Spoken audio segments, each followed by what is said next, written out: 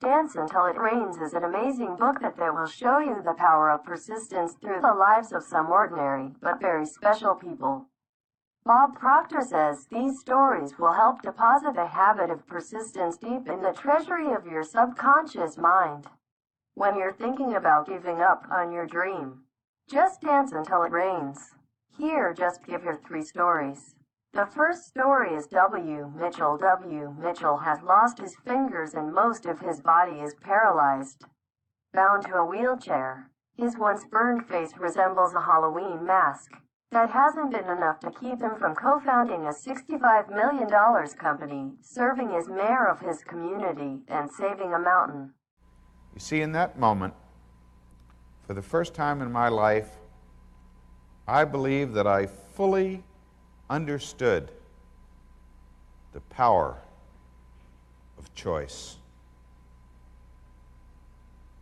For the first time in my life, I believe that I began to understand that I was responsible for Mitchell. Responsible, not blame, not fault, not guilt. Responsible. Stephen Covey uses the term response-able. I had the ability to respond. And no matter whose fault it was, who was wrong, who was bad, who was good, it was me that was in that hospital bed. It was me with short fingers. It was my future. Sometimes we meet people who spend an awful lot of time in their lives as if they're driving along the road of life using the rearview mirror.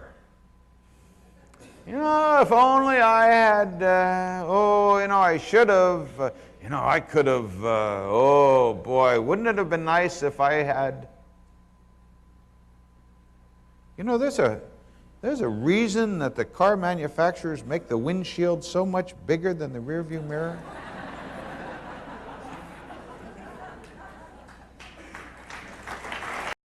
The second story is Becky. Becky Guinn has a different challenge. She lost her hands and feet, but that hasn't stopped this artist from painting in her passion, teaching art to her students. I do pretty much work from, I work inside just because of my situation, and my husband takes pictures, so I have a lot of resources, and most of them are flowers in nature and landscapes, and that's what inspires me and gets me excited. I need to communicate more through my artwork.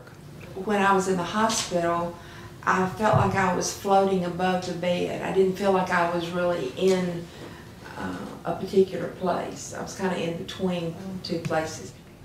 Those are probably the only things that I've done that I've really tried to express visually through my art.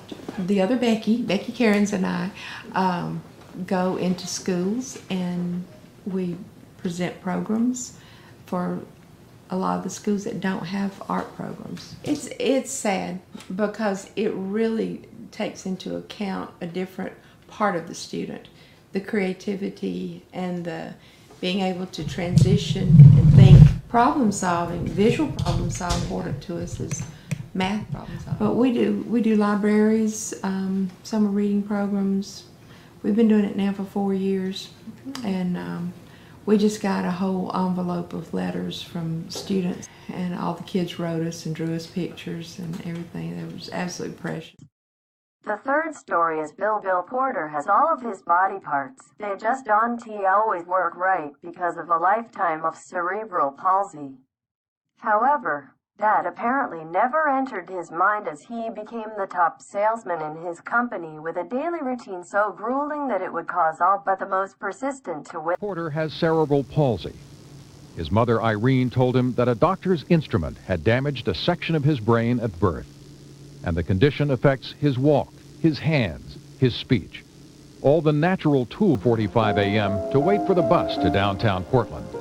He can't drive, and because he has limited use of one hand, he can't tie his shoes or button his collar and shirt cuffs. Hey, darling, how are you? But he will manage. in ways that arise both from his sheer determination never to miss a day of work and a network of acquaintances who contribute to his efforts over the miles he goes. Boy. People who might remain anonymous to others take a moment to be themselves with Bill. At 8:05, he gets off the bus in downtown Portland and walks to the Fifth Avenue Suites Hotel. Here, the young bellhops, it's Joseph Sundberg on this day, tell him the latest stories about their children and families. I got that baby at home, so I gotta make sure. The bellhops are the ones who carefully button Bill's shirt cuffs for him and take care of his collar and clip on his tie. And it's such a role reversal. A young man buttoning a man who's old enough to be his father's shirt. There's something very tender about it, something so pure and innocent about both of them. His next stop is a block from the hotel, the Greeling Brothers Shoe Parlor. This is where the shine comes from. This is where his shoes finally are tied for him by Jeff McAlpine. Then his painstaking daily work begins. Then he takes another bus to his route and starts hoofing it. Up and down hills, up and down steps, and walking is difficult for Bill. The physical act of what he does really speaks to the internal Bill. Don't give up. Kennedy Center in Washington. Senator and astronaut John Glenn introduced taped excerpts from our broadcast of Bill Porter's story at a ceremony sponsored by the National Council on Communicative Disorders. At the end of it, he introduced Bill Porter himself. Mr. Bill Porter.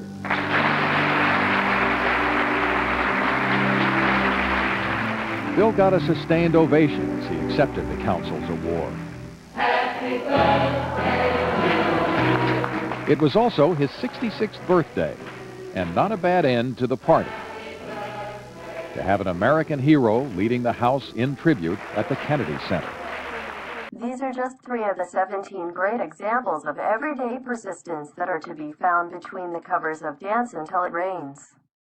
No obstacle is too big for the person whose heart is bigger.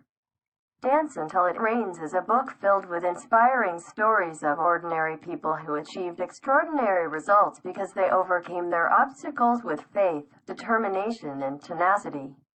Read it to spur yourself to greatness.